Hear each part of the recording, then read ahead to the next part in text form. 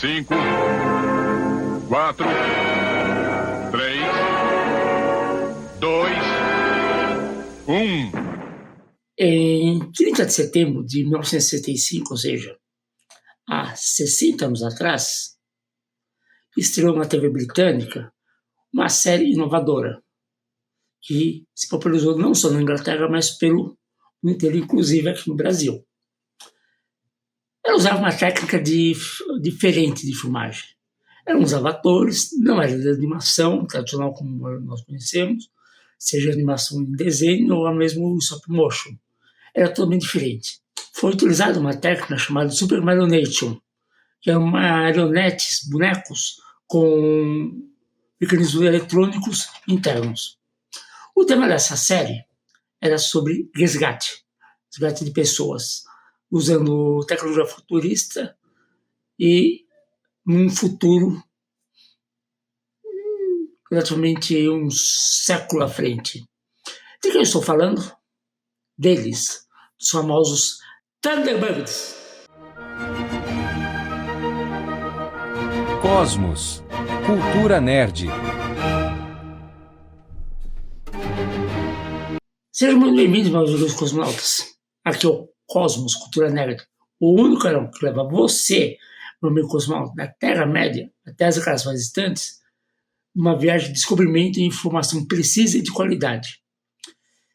Thunderbirds foi um sucesso mundial. Ele estreou em setembro de 65, fez muito sucesso e esse filme dominou o mundo.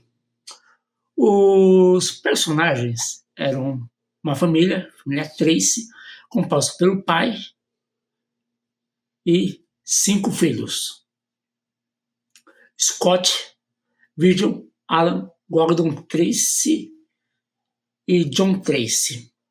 Bom, esses nomes eles não foram escolhidos atrás. O criador da série, Gary Anderson, ele se inspirou para batizar os personagens no Projeto Mercury, um dos primeiros projetos espaciais dos Estados Unidos. O Scott Tracy ele foi batizado em homenagem a Scott Carpenter. Virgil foi Virgil Gus Wilson. Alan, batizado em homenagem a Alan Shepard. Gordon Tracy, em homenagem a Gordon Cooper. E o John Tracy, em homenagem a John Glenn. E, por sua vez, os bonecos eles foram inspirados, ou seja, o visual deles foram inspirados em atores famosos. O Scott, que era o líder do grupo, foi inspirado em ninguém mais, ninguém menos que Bond, James Bond, isso mesmo, Sean Connery. Alan em Charlton Heston, o eterno Ben-Hur. Virgil, Robert Wagner, o agente da Uncle. Gordon em Paul Newman. John em Adam Fate. Jeff em Donald Green, da Bonanza, do seriado de faroeste americano, que era o líder de uma família de fazendeiros. E a Lady Penelope foi inspirada em Ava Gardner e Deborah Kerr. E, ironicamente, Packer, o mordomo de Lady Penelope, foi inspirado em Mussolini, com uma tiração de sarro, uma curiosidade visual cômica, por assim dizer. Gary Anderson, o criador, ele teve essa ideia de produzir a série quando ele ficou sabendo de um desastre que houve numa mina na Alemanha Ocidental em 63. As equipes de resgate trabalharam muito para salvar os mineiros que estavam presos.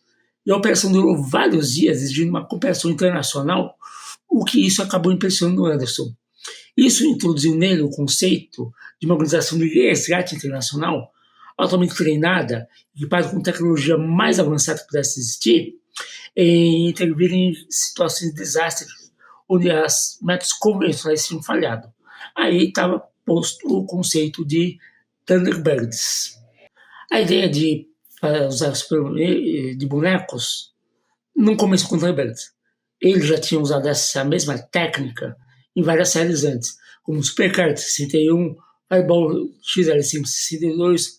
Um ano antes, em 64, ele tinha ido ao ar também dele a série Stingray. Então a ideia não era nova, mas uma continuação do que ele já estava fazendo em termos de técnica. Mas acontece que Thunderbirds explodiu. O clima tecnológico que existia naquela época, da corrida à lua e tal, era muito grande. E tudo isso influenciou a perspectiva da série do Thunderbirds. Os roteiros eram muito envolventes. Eles eram cheios de tensão, intriga familiar, resgate, cooperação heróica, tudo isso. Eles eram uma família de heróis, com perfis distintos, cada um tinha sua personalidade distinta, fácil de se identificar. O estilo visual era único, não existia nada igual. O uso da técnica de animação, filmagem de boneco, Super Animation, foi muito inovador e com isso tornou a série com um visual marcante e único. A trilha sonora também era muito única, composta por Barry Gray, tinha temas heróicos que ajudavam a fixar dentro da série. Começa pelo tema de abertura com aquela marcha de onde os veículos são lançados um a um, e aí começa Thunderbirds are go! E começa com a marcha, muito marcante aquilo lá. E a série tinha um apelo global, não era uma coisa muito regionalizada, muito de nicho regional. Então com isso ficou relativamente fácil fazer a exportação da série para os países, inclusive no Brasil, onde a série estreou em final dos anos 60. Uma curiosidade é que a série, quando estreou aqui no Brasil, ela foi batizada na TV Celso de Os Invencíveis Royal. No uniforme deles tinha uma faixa azul e tinha lá IR, de International Rescue, Resgate Internacional, que era a organização por trás dos Thunderbirds. Bom, os empresários viram aquilo e falaram, então, Invencíveis Royais.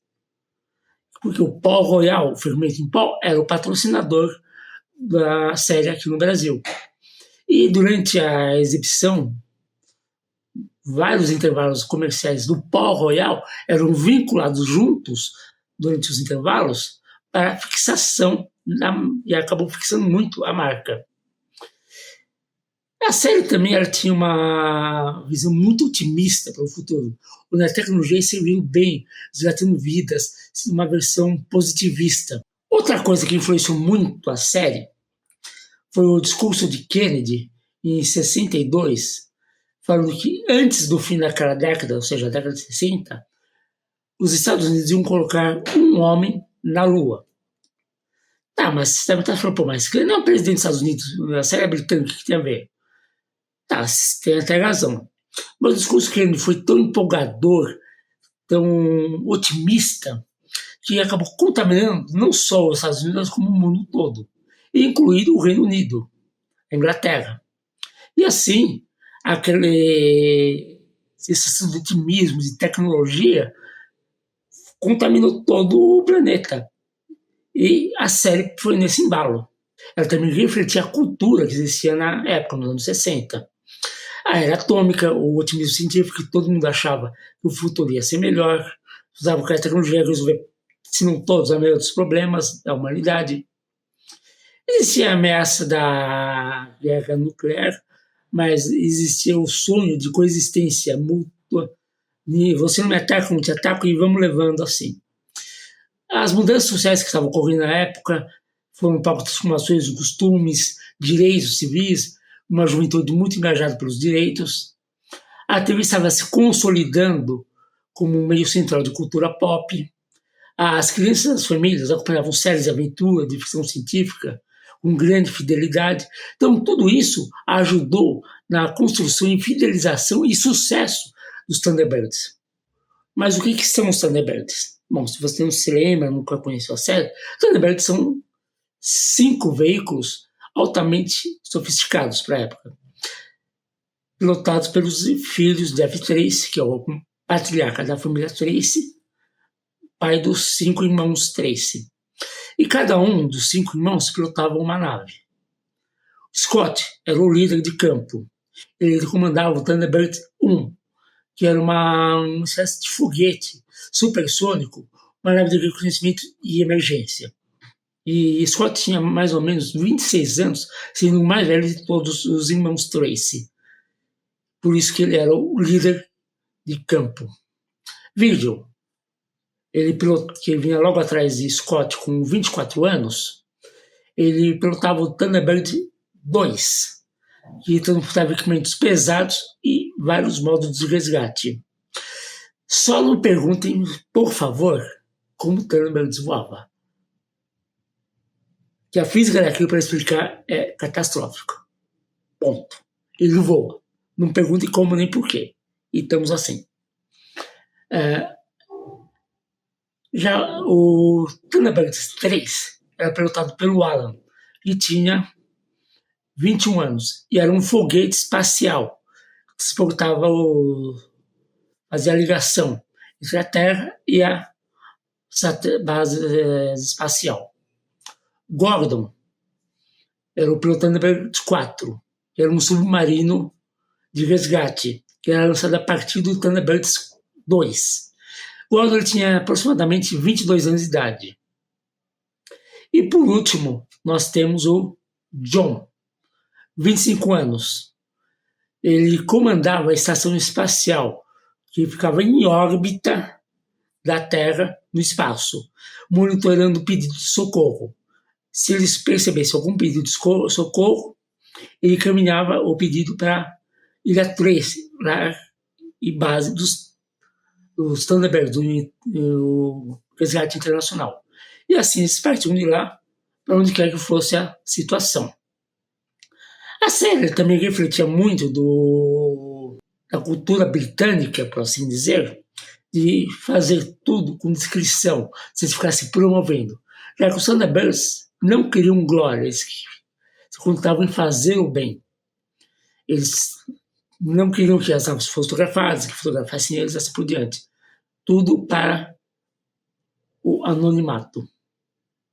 Bom, e é isso, meus amigos. Eu vou ficando por aqui. Já sabem, se inscrevam no canal, ativem o sininho, deixem um like, deixem um comentário, que isso é muito importante para o engajamento do canal. E a gente se vê no próximo vídeo. Vida longa e próspera. Até a próxima, meus amigos.